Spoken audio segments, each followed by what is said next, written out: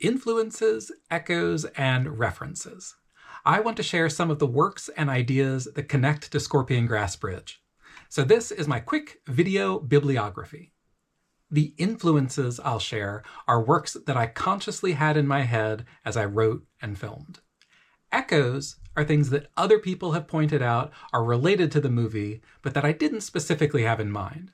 And then references are pieces of the movie that have a second layer of meaning to them.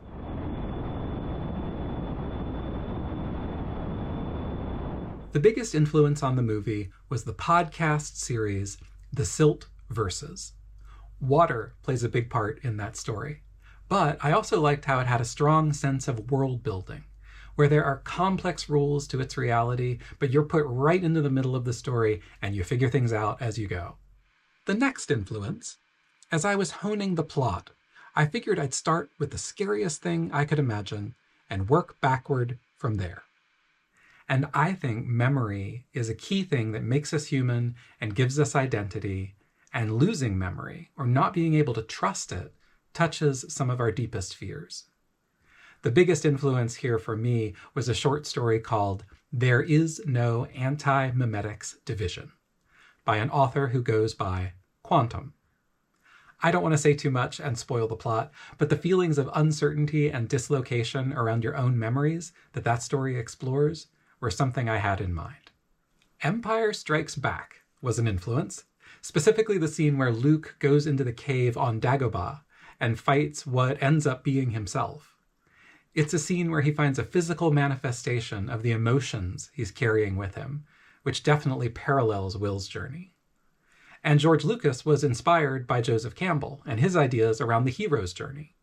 There are some explicit Campbellian archetypes in the film, like the threshold imagery of the tunnels, and the descent into the underworld where Will meets Gloria. The last explicit influence I had in my head was the work of Nicholas Winding Refn. He's famous for directing the movie Drive, but he did some other smaller films before that, and one thing he was known for early in his career was using the same wide lens for every scene. I was wondering if I was going to struggle to shoot a movie using only a GoPro, which has a single focal length, but I kept Refn's work in mind as a reminder that you can do beautiful things, even with simple equipment. Let's talk about echoes. These are works that have some interesting parallels with Scorpion Grass Bridge, but weren't things I was consciously thinking about. Blair Witch Project is a big one. Multiple times when I described the plot of Scorpion Grass Bridge to someone, they would say, "Oh, so it's like Blair Witch, but with kayaking."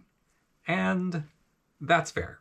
To talk about a much earlier work, there are some similarities with Edgar Allan Poe's manuscript Found in a Bottle. It's an interesting early ancestor of the found footage concept. And then Rick Steves. He has a show on public television where he travels around the world. A friend watched one of my early in-character videos and said I'd done a great impression of how Rick Steves delivers.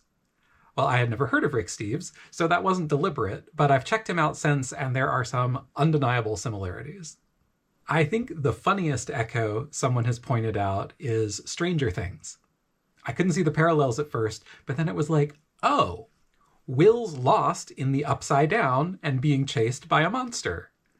So yep, that's valid.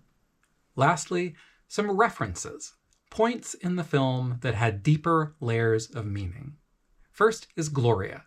My original plan had been for Gloria to be hiding in plain sight in a shot with Will, and she was going to be revealed in a much more startling and spooky way. It seemed a little contrived, so I changed it, but I did name her after another character notable for hiding in plain sight. Gloria, from Guy Ritchie's first film, Lock, Stock, and Two Smoking Barrels. And then her costume was inspired by a character from the horror movie It Follows. The YouTube channel for this project is called Kayaking with Will. That makes sense because it's the character's name, but it also ties to his biggest challenge. Part of what makes Will's journey so hard is that he's fighting against his sadness and his emotions. He's striving and trying to take charge, when with a loss this deep, it could be easier for him if he let go a little, opened himself up to some more vulnerability to experience his emotions and deal with them. So he's acting with a sense of willpower and grasping, and the double meaning of the channel name captures that. Capon, Will's last name, is an indigenous word for yesterday. And that highlights the idea that he's metaphorically, and perhaps literally, stuck in the past. Way, hey, bully in the alley. The song Will sings is a sea shanty called Bully in the Alley. The lyrics are about a sailor who's lost and disoriented and is calling for his friend to come help him. He just wants to get home and lead an easier life. So there are some plot parallels there. But on a deeper level, shanties were working songs. Their rhythms let sailors stay in sync with each other as they did tough jobs together, like raising sails. I think Will is lonely, even before Gloria's death. I think he lacks community, and that's hard for him. He's following the allure, he's chasing the allure of being an internet star. But that's not going to grant him the deeper connections he's searching for, and he hasn't figured that out yet. So he's a single figure in a boat, striving to build a personal brand, while singing a song tied to community and shared labor. Lastly, the movie looks at memory and loss, and the title is a reference to that. Scorpion grass is another name for the flower more commonly called the forget-me-not. So those are some of the works and ideas that influenced Scorpion Grass Bridge.